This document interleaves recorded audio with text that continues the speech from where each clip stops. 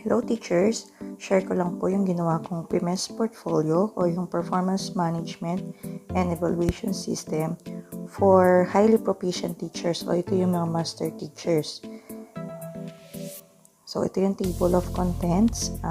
Meron siyang 6 na craft and then 14 din yung objectives niya.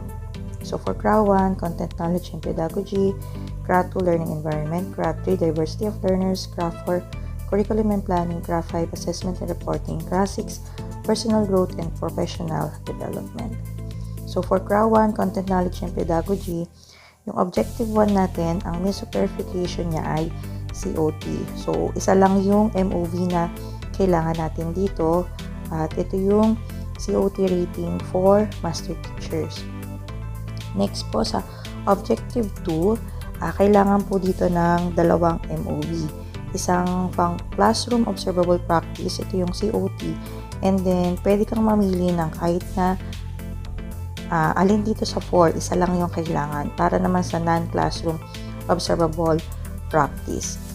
So para makakuha ng 5, kailangan ng COT ay merong rating na 8.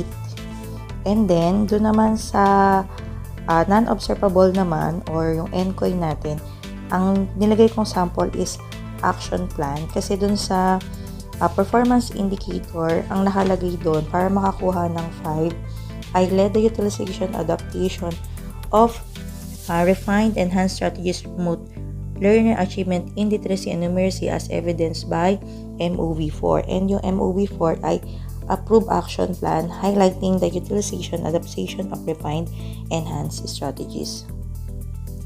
For Objective 3, so again, COT lang din ulit yung MOV niya. And then, isa lang yung kailangan natin dong i-present.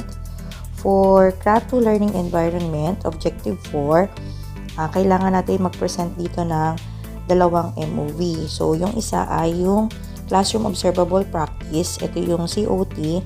And then, yung pangalawang pinili kong NCOY or Non-Classroom Observable Practice ay yung PMCF o yung Performance Monitoring and Coaching Form. Kasi ito yung may ratings na outstanding or 5. So, ito yung example ng Performance Monitoring and Coaching Form.